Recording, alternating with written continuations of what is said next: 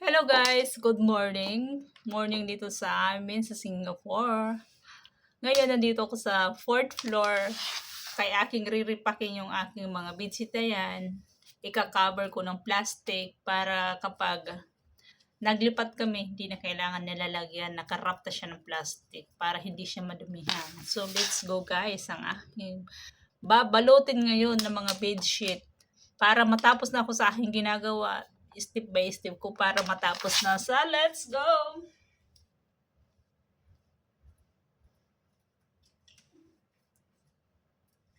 Ito nga pala yung aking ginamit na plastic. Yan. Yung mahaba na malapad.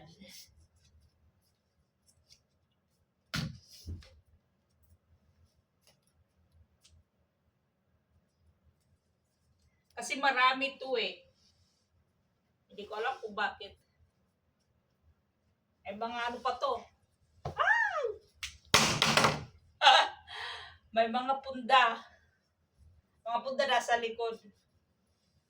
Ngayon, nirarap ko siya para bitbitin na lang ba. So, kailangan ko siya i-fold ng medyo maliit para hindi siya malapad tingnan. Saka madali siya balot.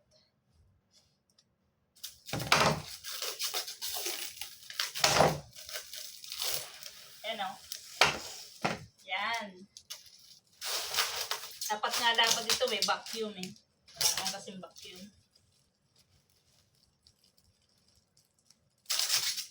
Yung pang vacuum seal.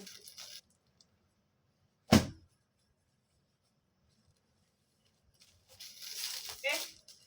Pagpaka na tayo dito.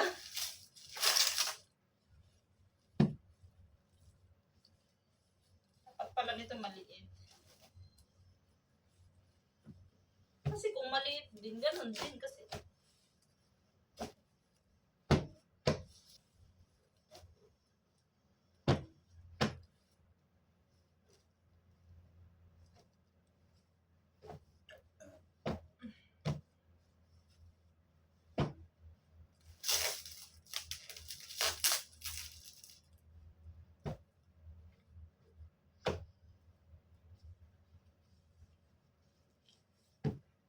Susubukan ko muna kung anong kalalabasan para ituloy ko.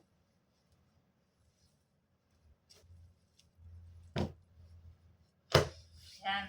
Yan lang.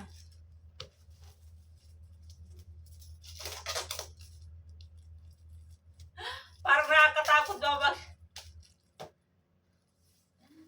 Kasi magkakalat siya eh.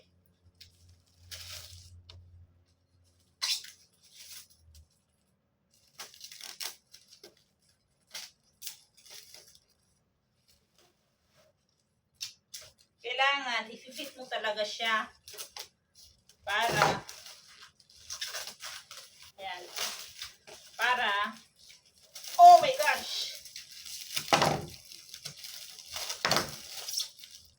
para matibay. Ayan. Ayan o.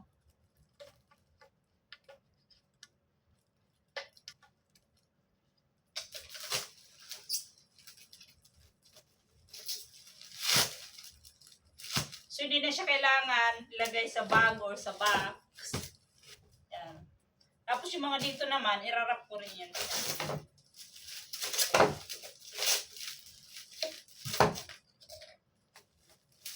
Iikutin ko lang. Ganyan ba?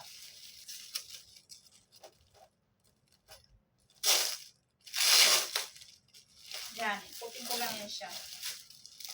Para hindi ko siya putulin ba yung plastic.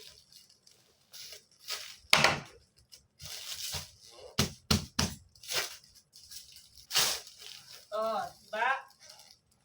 Ganyan lang yan.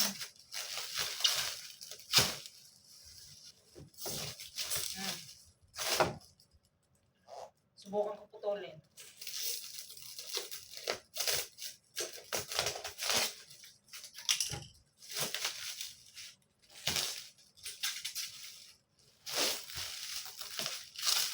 See? Tama nga yung ginawa ko. Tignan nyo guys. O, di ba? Hindi siya Kala ko tao. O, di ba? Hindi siya madudumihan kasi naka-plastic. Mabigat. Kailangan talaga mga ano lang siya. 1, 2, 3, 4, 5, 6 piece kasi mabigat. Mabigat pagdala. So, yan na yung aking nagawa. Ilalagay ko yan dyan mamaya. Dito para pag didikit-dikitin ko. Para pag dumating yung amo ko, makita naman niya na maganda yung pagkagawa ko. Oh, sa baba siya naman gagawa. Para sabihin niya na marami nga akong trabaho. Charot. Sa trabaho naman talaga.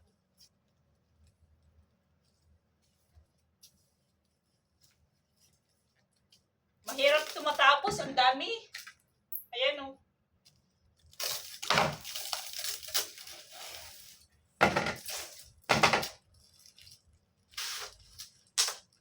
Tapos, pagkatapos ko nito, magluluto na ako sa kusina kasi may office ngayon. Tapos mamaya hapon na naman, magtatrabaho na naman ako doon sa basement, sa baba. Kasi marami na naman akong kakalkalin.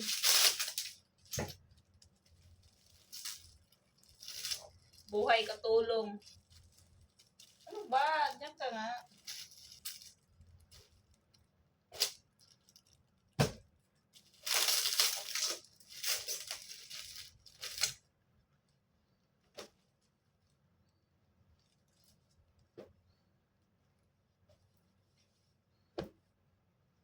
Hindi naman kasi pwedeng itapon, sayang. Nagagamit to eh. Ginagamit ko pag to.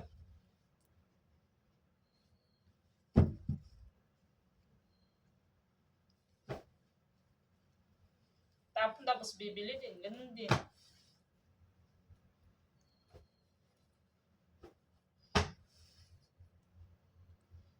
Ayan, tama na yan.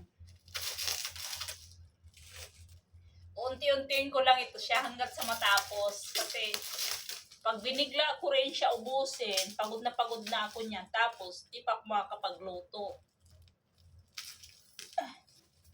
So, ano ko yan lang yan.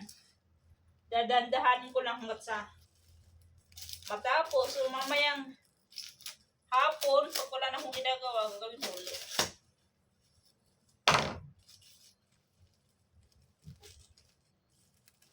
Ayan lang siya. Oh.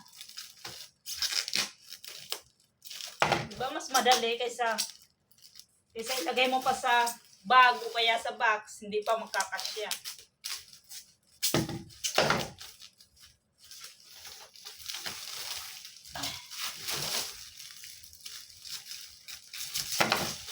Ba yan?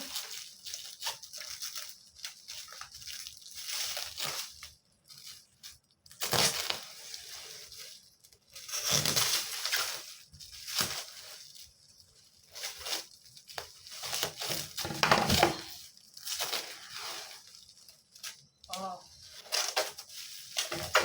Galing ko, di ba?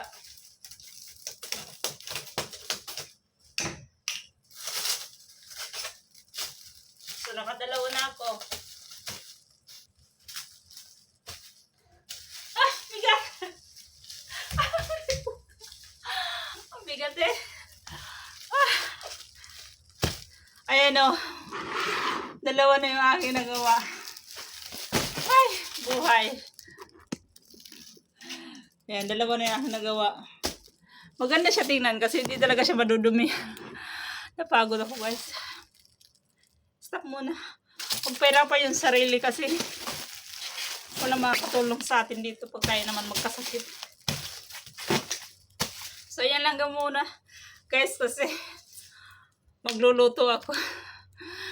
Tapos di pa ako naliligo. Sige, bye-bye. Thank you.